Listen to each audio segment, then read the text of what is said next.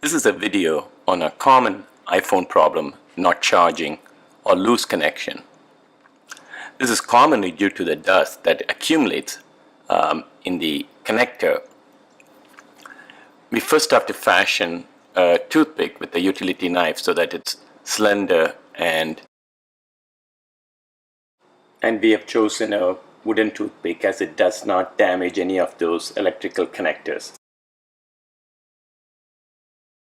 And with the toothpick, you gently pry all the dust that is accumulated into the connectors, and at the end, once you pry all the accumulated fibers and dust in the bottom of the connector, you will end up getting quite a lot of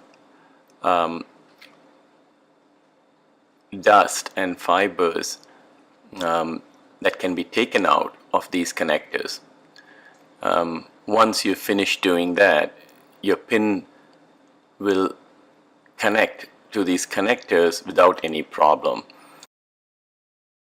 Once you remove the dust, you can use the compressed air can to periodically blow away the dust so that you don't have to pry it all the time.